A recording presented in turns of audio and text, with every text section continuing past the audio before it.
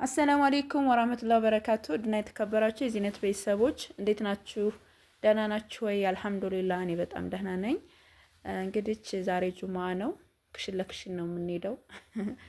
ምክንያቱም የረፍት ቀናችን ጁማ ናት። ጁማን ያው እስከ ሰዓት ባለው ከምሳ በኋላ ነው የምንንቀሳቀሰውና ምሳ አብረን እንሰራለን። እና ምሳ እየሰራን ደግሞ አንድ እህት የሆነ መልእክት አስቀምጣለች። እስኪ ለተመልካቾችሽ ሼር አድርጊልኝ ምናምን ብላኛለች። የ20 አመት ጉዞ ነው። 21 አመት ቀላል አይደለም። ያው ካንደበቷ ትሰሙታላችሁ እንዴት እንደሆነ እና እናንተም በሷ ቦታ ናችሁ ወይ? እንደሷ አድርጋችሁ ነው ወይ ወደ አረብ ሀገር የሄዳችሁት? ይሄንን ደግሞ በኮሜንት እሷን የሚያበረታታ ምን ማድረግ እንዳለባት ማለት እኔ ማድረግ ያለባት እኔ እነግራታለሁኝ ግን እናንተ በራሳችሁ መንገድ እንደሱ አይነት መንገድ ገጥሟችሁ ወደ ሳውዲ የገባችሁ የተለያዩ አረብ ሀገራት ሄዳችሁ ግን የሱ አይነት ኬዝ ያላችሁ በኮሜንት አሪፍ ነገር ማለት አሪፍ እሷን በቃ ቀጣይ መታ ምን ማድረግ እንዳለባት የሚመክር ነገር ኮሜንት ላይ አስቀምጡላት። እኔም እንግዲህ ምሳያን እየሰራሁኝ እናንተ ጋር አንዳንድ ነገሮች እንጫወታለን። የምንጫወተው ደግሞ ምን መሰላችሁ? ብዙ ጊዜና በኔም በጓደኛዬም ስራ ላይ ሁልጊዜም እንነግራችኋለን።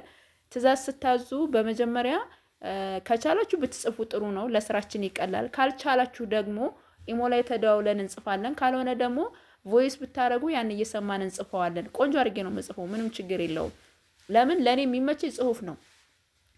ጽፌ ለእናንተ ምልክ አለሁኝ። ከዛም በኋላ የገዛቸውን እቃዎች በዝርዝር ቁጭ ስለማድረግ ለማንኛውም ሂሳብ ለሚሰራ ሰው ምቹ እንዲሆን ነው እንደዛ ማደርግበት እንጂ ደብተር ላይም እገለብጣለሁ ማለት ነው።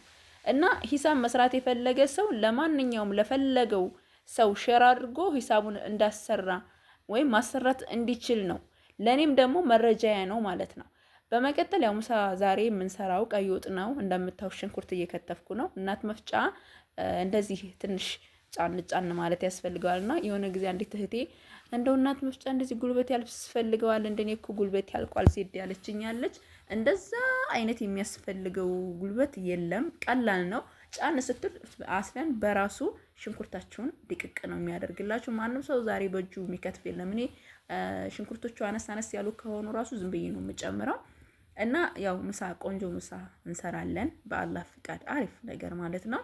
ላይክ እያረጋችሁ ሰብስክራይብ፣ ሼር እያረጋችሁ ለምታበረታቱኝ እህቶች ደግሞ ምስጋናዬ ከልብ ነው። ጀዛኩሙላሁ ኸይራ። እና የምፈልጉትን ትእዛዝ ስታዙ ዝም ብላችሁ እናንተ ስለጻፋችሁ ብቻ አይሆንም። ከጻፋችሁ በኋላ አካውንት ነው የምትጠይቁት። ምክንያቱም ብር ልከን ነው ወይ እቃው የሚገዛው ብላችሁም ስለምትጠይቁ እናንተ የላካችሁትን ያክል ብር ልካችሁ ካነሰ ጨምረን የገዛነውን መልሳችሁ እናንተ ቀጣይ የቀረው ብር። በነገራችን ላይ ብዙ እህቶች ያውቃሉ እኔ ጨምሬ እቃ ገዛለሁኝ፣ ግን ስለማምናችሁ ስለምወዳችሁ ስለማከብራችሁ ነው። ከዚህ ቀደም ነግራችኋለሁ። ደሴ ገራዶ ክረምት ወቅት ነው አንዲት እህት እቃ ድርሼላን ነበረ እና በጣም ብዙ ታሪክ ያመጣችብኝ ማለት ነው። ማለት በራሷ ህይወት ላይ ማይሆን ችግር መጣባት። ያም ደግሞ የሰው ሀቅ ስለያዘች ነው ማለት ነው። እና የሰው ሀቅ አስፈላጊ አይደለም። የቻላችሁትን ያክል ጥንቃቄ ማድረግ አለባችሁ ማለት ነው። እኔ ገንዘቤን አሁንም የትም ይሄድ አላጣውም። ወይ ቀያን አመጣለሁ ወይ ደግሞ ገንዘቤን ታመጣለች ማለት ነው። እና በጣም ክፉ ሰዎች፣ በጣም የሚያስጠሉ ማለት ጸባያቸው የሚያስጠላ በጣም አስቸጋሪ ሰዎች ጋር እንገናኛለን በዚህ ስራ ዘርፍ ማለት ነው። ከዛም ደግሞ በጣም ምርጥ እህቶች እኛ ከፍ እንድንል እኛን የሚያበረታቱ እኛ እንድንሰራ ደግሞ በጣም ጉልበት የሚሆኑን ከአላህ በታች ደግሞ አሉ። እነዛን ሳላመሰግን ማለፍ አልፈልግም። ጀዛኩሙላሁ ኸይር አላህ ይስጥልን ነው ማለት የምፈልገው። ምክንያቱም እናንተ ምርጥ ሰዎች ስለሆናችሁ አስተሳሰባችሁ ቀና ስለሆነ ነው። ለምንድን ነው የዜድ ዩቲዩብ ቻናል የማያደርገው ብላችሁ ሁላ እኮ የምትገረሙ የምትደነቁ አላችሁ። ልክ ነው። እንደ ስራዬ እንደ ድካሜ እንደ በቃ ጥሩ አስተሳሰቤ ቻናሌ ሙትት ያለ ነው። ላኪን አልሐምዱሊላህ ምንም አልልም። ባለው እናንተ ስላላችሁ ጠንክሬ እሰራለሁ ማለት ነው። እና ያው እንግዲህ ምሳችንን ሽንኩርታችንን ከትፈን ድስታችን ላይ ካረግን በኋላ ስጋችንን እንከትፋለን። ስጋችንን ከትፈን ከጨረስን በኋላ ደግሞ ሽንኩርታችንን እያበሰልን እንደምታዩት ይሄን ይመስላል ስጋው። ሽንኩርታችንን እያበሰልን ደግሞ ያው ወሬያችንን እንቀጥላለን ማለት ነው። እና የምወዳችሁና የማከብራችሁ እህቶቼ ሁልጊዜ የምመላችሁ ነገር ምንድነው? ትዕዛዝ አዛችሁ ያለ ብር አይገዛም። መጀመሪያ ብር መላክ አለባችሁ። ብራችሁን ካላካችሁ በኋላ ደግሞ እኛ የእናንተን እቃ ልንገዛ ነው እዚህ ቦታ ላይ የቆም ነው፣ ግዴታም ጭምር ስለሆነ ማለት ነው። ስራችንን የእናንተ ብራችሁ ከገባ በኋላ በወረፋችሁ እቃችሁን ገዝተን አሟልተን የመላክ ግዴታ አለብን። ይሄ ሀቅ ነው ማለት ነው።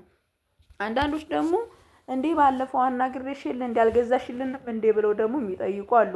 አንዲት እህቴ ከዛሬ 3 ወር በፊት በርበሬና ሽሮ ፈልጋለሁ አለችኝ። እሺ ሲዘጋጅ 15 ቀንና 20 ቀን ያስፈልገዋል።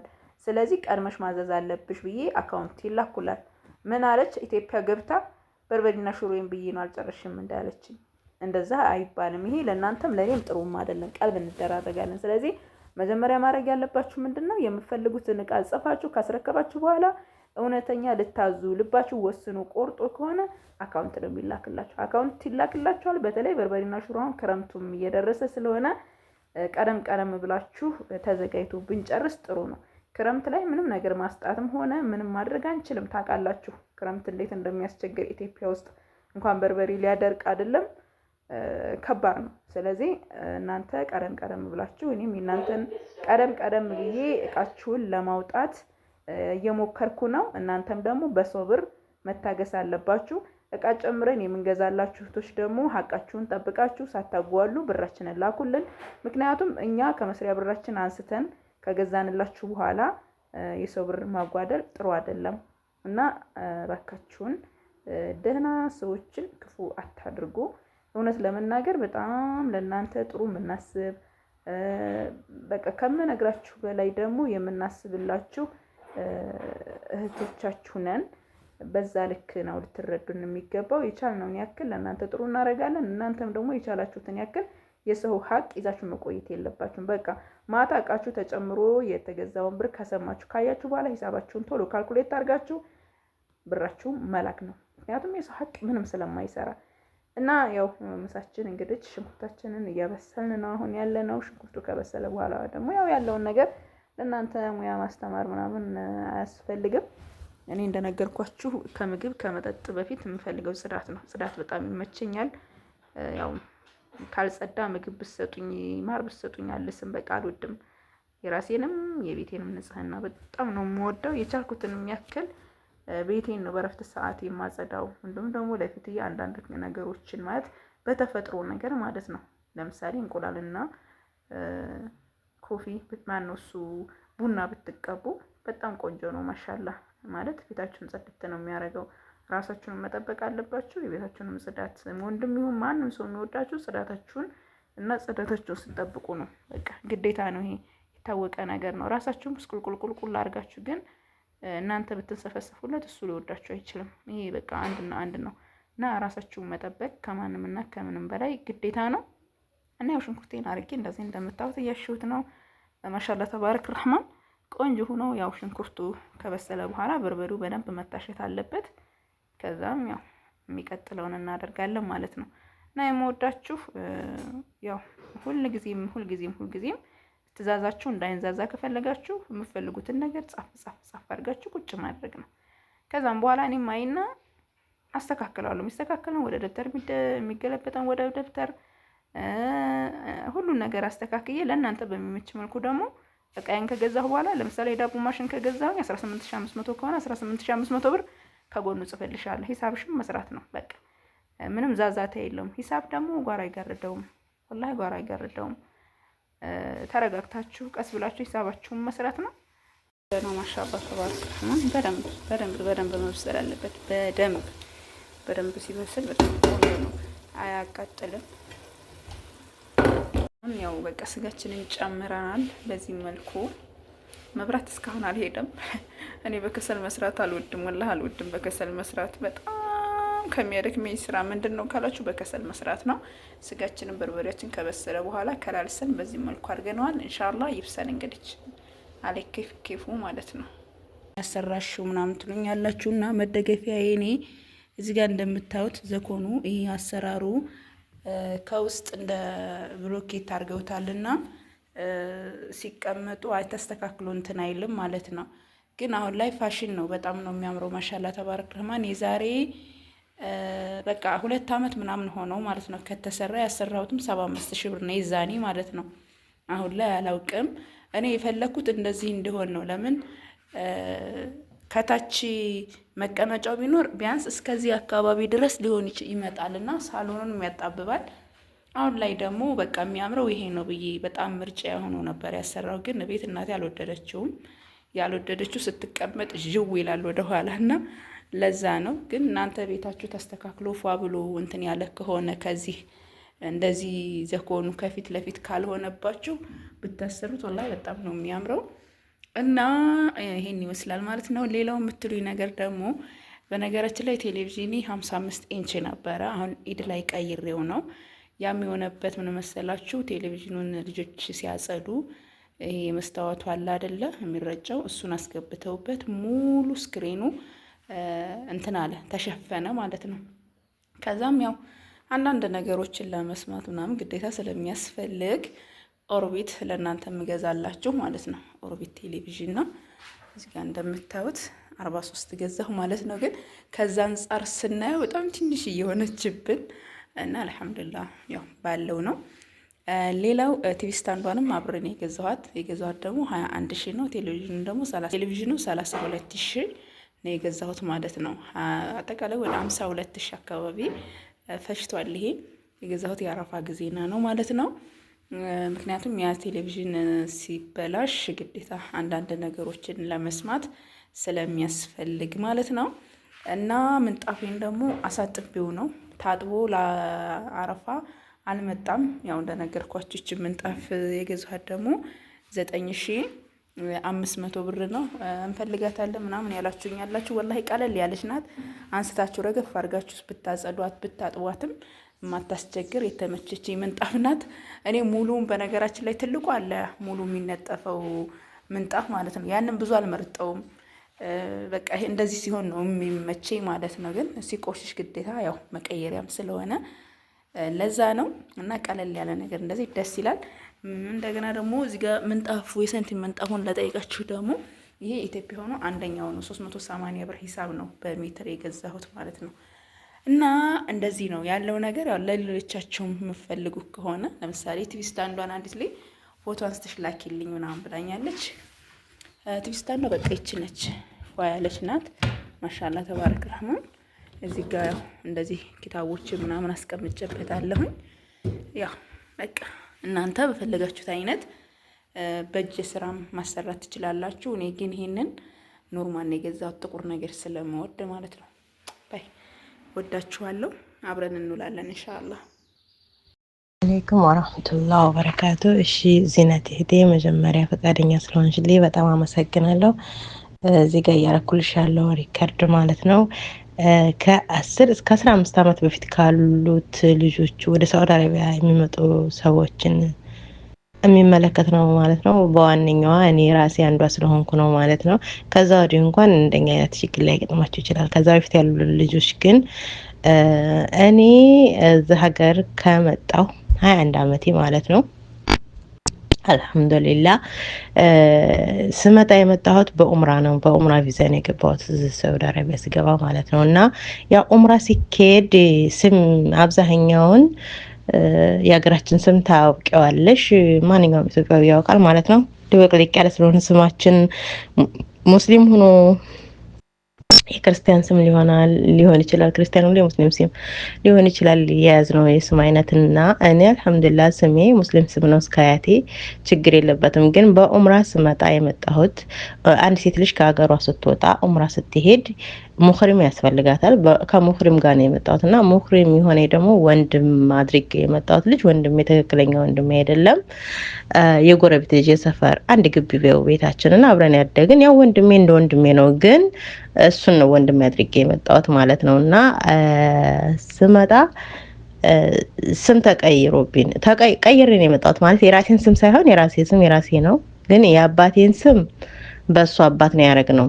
የአያት ስም ደግሞ በእኔ አባት አድርገን አገለባብጠን የመጣ ነው ማለት ነው። አሁን የእሱ አባት አባታችን ነው፣ የኔ አባት አያት ነው ስሙ ማለት ነው። እስካሁን ድረስ ይኸው ከ21 ዓመት በላይ በፓስፖርት የምጠቀምበት ስሜ በዚህ አይነት መልኩ ነው ማለት ነው። እና አሁን ችግሩ ምንድን ነው? መቼም አባቶቻችን ስማቸውን አይቀይሩልንም ለኛ ብለው።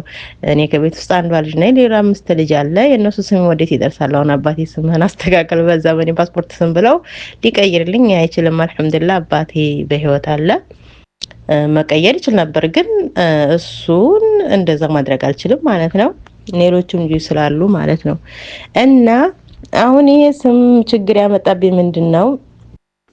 ሀገር ቤት እኔ ከሀገሬ ሳልወጣ ጀምሮ በስሜ ንብረት አለ ማለት ነው። ከቤተሰብ የተሰጠኝ ስጦታ በትክክለኛ ስሜ ማለት ነው። ሀገር ቤት ባለው በትክክለኛ ስሜ ትምህርት ቤት በተመዘገብኩበት እናት አባቴ በሚጠሩብኝ ማለት ነው።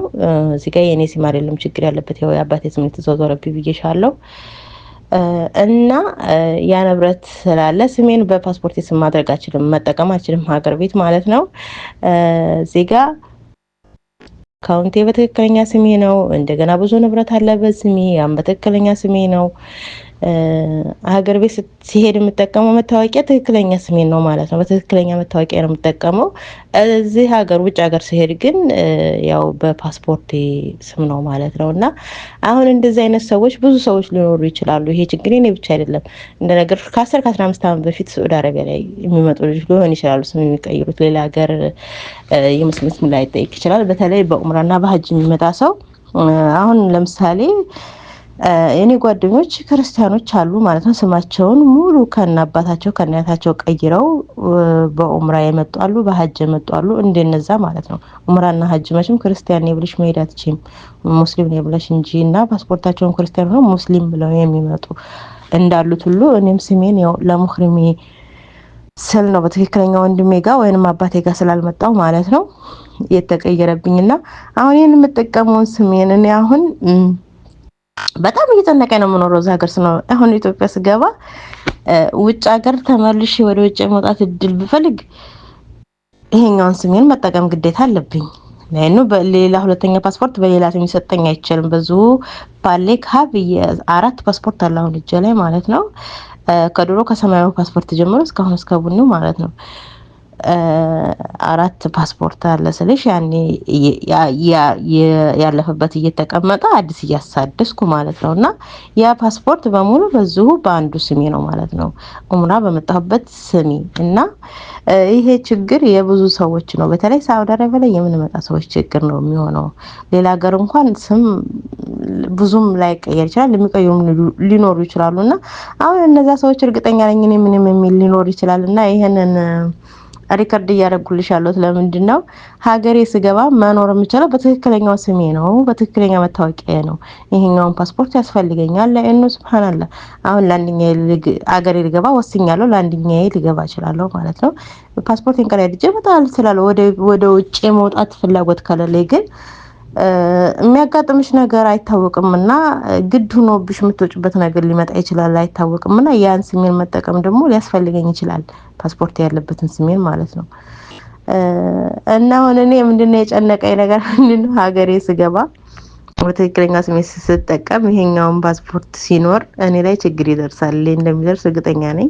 በህግ ያስጠይቀኛል፣ በአጭበርባሪ ማለት ነው። ይሄንን ስም ስጠቀመው ለመጀመሪያ ጊዜ ሳወጣው ልሰርቅበት ወይንም ወንጀል ልሰራበት አይደለም። ያው እንደማንኛውም ሰው ወጥቼ ተለውጬ ሰርቼ ኡምራ ስመጣ ሲጀመር ልጅ ነበርኩኝ፣ ልሰራና ልለወጥ እንዴት እንደሚሰራ ማለቅም። ዞሮ ግን ስመጣ የመጣሁት ኡምራ ለመስራት አይደለም፣ ያው ለስራ እንደማንኛውም ሰው ነው የመጣሁትና በዛ አጋጣሚ ይሄ ስሜ ሀገሬ ስገባ ችግር ያመጣብኛል ብዬ ስለምፈራ እስኪ ለማስታወሻ ያክል እንኳን ኢትዮ ላይ እስኪ ሰዎችን ጠይቂያቸውና አንቺም መግቢያ ስሪበትና እስኪ የሰዎችን አስተያየት መስማት ፈልጋለሁኝ።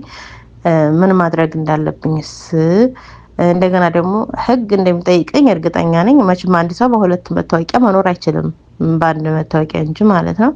ያስጠይቀኛል። ግን ይህንን የሚያስጠይቀኝን ነገር ህግ ራሱ እንዲረዳልኝና እንዲስተካከልልኝ እፈልጋለሁ ማለት ነው። ለእኑ ያንኛውን ስሜን ትቼ በዚህኛው በፓስፖርት ስም መኖር አልችልም። እኑ ብዙ ንብረት በስሜ አለ፣ ያን ንብረት ፈልገዋለሁ ማለት ነው። እንደገና ደግሞ ይሄንኛውንም ትቼ ትክክለኛ ስሜን መተው አልችልም። ላይኑ የአባቴ ስም ነው እዚህ ጋር የተቀየረብኝና የአያቴ ስም ማለት ነው። በነገራችን ላይ በዚህ አጋጣሚ የአባቴ ስም አያት ባይሆን የአያቴ ስምም እዚህ ፓስፖርት ላይ የተጠቀምኩት ትክክለኛ የአያቴ ስም ነው ማለት ነውና ለኔም ማለት ነው የሙህሪም የአባት ስምና የአያቴ ስም አንድ ስለሆነ ተዟዟረ እንጂ ስሙ የራሴው የቤተሰቦች ስም ቢሆንም ግን ተዛዝሮብኛል። አያቴ ወደ አባቴ፣ አባቴ ወደ አያት ተቀይሮብኛል። ይሄ ነው የኔ ችግር ለማለት ያክል ነው። እስኪ የስንቶቻችን ስም ተቀይሮብን የተቸገረ ነገር ነው። እስካሁን ተቸገርን ያለ ሰው ሰምቼ አላውቅም። እኔ ግን ሁልጊዜ አስብበታለሁ ይሄን ነገር ማለት ነው። ሁልጊዜ አስባለሁኝ። አሁን ሀገሬ ስገባ እንዴት ነው የምሆነው? አሁን ደግሞ ከተወሰነ ጊዜ በኋላ ሁሉም ዲጂታል መታወቂያ መያዝ አለበት የተባለ ነው። አሁን ዲጂታል መታወቂያ ለማሰራ እኔ በስማ ምንድነው ኢሻራ ብሰጥ ያኛው ስሜ ይወጣል። ትክክለኛ ወንጀለኛ ነኝ የምመዘገብበት። እንደውም ስሜ ያስላል። በዛ አጋጣሚ ስሜ ራሱ ችግር አለበት። ከዚህ ወደ ሀገር ቤት ስገባ ወይንም ከሀገር ቤት ስወጣ እኔ ቦሌ ዝም ብሎ ያሳልፉኝም ማለት ነው። ከሀገር ቤት ወደ ስመጣ ዝም ብሎ ያሳልፉኛል። ግን ከዚህ ከሀገር ቤት ስገባ የሚያዝበት እንትን አለ ቦሌ ላይ ማለት ነው። ለእኑ የዛሬ 5 አመት ኢጃዛ ሄጄ ነበረ። ፕሮሰሲንግ ከጨረስኩ በኋላ ላልፍ ለእኑ እንትን ነበር ትራንዚት ነበር የቆረጥኩትና ትራንዚት ወደ ክፍለ ሀገር ማለት ነው ተይዤ ነበር። የተያዝኩት በምንድን ነው? ከዚህ ከሳውዲ አረቢያ የኔ ስም የአባቴም የአያቴም ስም አንድ አይነት የሆነች ልጅ ከዚህ ሀገር ብዙ ንብረት ዘርፋ ገብታ ያኔ ክስ አለባት። ስማችን አንድ ነው። ያው ኢሻራ ስንሰጥ አንድ አይደለም አይኪድ እና በዛ አጋጣሚ ራሱ ከፌዴራል ከውጭ ጉዳይ ሚኒስቴር ከፌዴራል ምንድነው የፓስፖርት እንትን ከዛ ወረቀት ተሰጥቶኝ ፓስፖርት ያለ ወረቀት አያገለግልም ተብዬ ነው የዛሬ 10 አመት 13 አመት እንደዛ ኢጃዛ ሄጄ መጀመሪያ ኢጃዛ ሳይድ ፓስፖርቴ ሊያልቅበት ስል ነበር ሄድኩትና እዛ ሳስቀጥር ለ3 ቀን ነበር ዘግቶ የሚቀጠረው። በዛ አጋጣሚ ሪካርዱ ሊበዛ ይችላል። ያው መውጣት ያለበትን አውጥተሽ ሰዎች መስማት ያለባቸው መስማት እንዳለባቸው ስታቀራብሪ በዛ አጋጣሚ አስታውስሽ እፈልጋለሁ ማለት ነውና ተቀጥሬ በሶስተኛ ቀን ፓስፖርትን ተቀብዬ ለመምጣት ሲሄድ ምንድነው የተደረኩት? ተያዝኩ ማለት ነው። ተያዝኩት። ፓስፖርቴንም አልሰሩትም። እዛ ጋር ክስ አለ በእኔ ስም። ሙሉ ስማችን አንድ ነው። እንደገና ሲያዝ አፋጣጥኩኝ። እዛ ፓስፖርቱን አፋጣጡኝ። ፓስፖርት እንትንስ እንደገባው ልቀበል ገብቼ ማለት ነው። እንዴ ምንድነው ችግሩ ስላቸው እንደዚህ ስምሽ ገሌ ነው። አዎ ገሌ መቼ ነው የወጣሽው? በዚህ ቀን ነው የወጣሁት። የወጣሁባትንም ቀን ከሀገር ደግሞ አስታውሳታለሁ እስከ ሰዓቷ ማለት ነው። ለእኑ መውጣት በማልፈልግበት ቀን ነበር የወጣሁትና አስታውሳታለሁ ማለት ነው። የወጣሁበት በዚህ ቀን ነው የገባሁት። ደግሞ ተመልሼ በ10 አመቴ ነው ለመጀመሪያ ጊዜ ወደ ሀገር ቤት የገባሁትና የገባሁት ነው በዚህ ቀን ነው እስከ ትኬት ያሳዩዋቸው ማለት ነው። እኔ እንደማይመለከተኝ አረጋግጠው እንደገና በቃ የሆነ ወረቀት ማህተም መተው ያ ችግር ያ ክስ እኔን እንደማይመለከት ሰጥተውኛል። እስካሁን ድረስ ያ ወረቀት እንግዲህ ስንት አመት እየሆነው ነው? 11 አመት 12 አመት እየሆነው ነው ማለት ነው። እስካሁን ድረስ ኦሪጂናል ወረቀቱ እጄ ላይ አለ። ከፓስፖርትሽ ጋር መለየት የለበትም።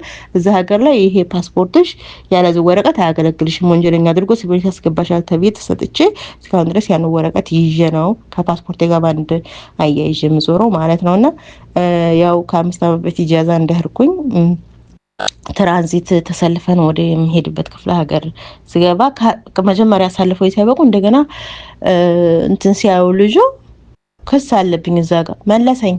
አልፌ ከርኩ በኋላ መልሶኝ እንዴ ወዴት ነው የምትሄጂው አንቺ? እንደውም ተፈላጊ ነሽ አለኝ። መለሰኝ። ትራንዚት ያልፍብኝ ነበር። እንደውም ያ እንደገና ያወረቀት ስላለ እኔ ሳይጠይቀኝ ሲያሳልፈኝ ሐላስ ልጅቷ ተገኝታለች ማለት ነው ብዬ ነበር። እንግዲህ ልጅ ከጠፋች ከ15 አመት በላይ ሊሆናት ይችላል ማለት ነው። እና ዝም ብዬ አልፌ ሄጄ ሳበቃ ነው እንደገና የመለሰኝ። እንደገና ኧረ እኔ እባክህ ፍላይት እያመለጠኝ ነው ስለው አያገባኝም፣ እኔ ባንቺ የተነሳ እኔ ከስራ መባረር አለብኝ፣ ባንቺ ወንጀል እኔ መታሰር አለብኝ፣ ይሄው እዚህ ጋር ተቀመጫ ላይ ማለት ነው። እንደገና ወረቀቴን አውጥቼ ኮፒ አድርገሽ አምጪ አለኝ። ኮፒ አድርጌ ሰጥቼ ነው እንደገና የተለቀኩትና ያለፍኩት ማለት ነው። ለእኑ ያ ክስ እኔን እንደማይመለከት እዛ ጋር ማህተም ስለተሰጠኝ ማለት ነው። አልሐምዱሊላህ እስካሁን ድረስም በሱ ነው የምጠቀመው። እና አሁን ደግሞ ያ ያለ ደግሞ ያኛው ችግር ቦሌ ላይ የሚያስቸግረኝ እያለ ደግሞ አሁን ደግሞ ስሜ ደግሞ በጣም ያሳስበኛልና የስንቶቻችን በተለይ እዛ ሀገር ከ10 ዓመት በፊት የመጣን ሰዎች ችግር ነው የሚለውን ጠይቂልኝና ሰዎች ምን ማድረግ እንዳለብኝ አስተያየት እንዲሰጡልኝ እፈልጋለሁኝ። እና ያው ለመስራት እንጂ ደግሞ ወንጀል ሰራበት እንዳልተጠቀምኩት ይሄንን ስም እንዲታወቅልኝ በዛ አጋጣሚ እፈልጋለሁ። ዞሮ አንድ ቀን እዚህ ቦታ መገኘት አይቀርምና ማለት ነው። ህግ ቦታ መገኘት አይቀርምና እናንተም ለምስክር እንድትሆኑኝ እፈልጋለሁ ማለት ነው። እና አመሰግናለሁኝ። ያ መውጣት ያለበትን ስታቀናብሪው አውጥተሽ የራስሽን ደግሞ የመጀመሪያ መግቢያ ሰርተሽ ለጋቂ ወልሻለሁ። አመሰግናለሁ። በርችልኝ።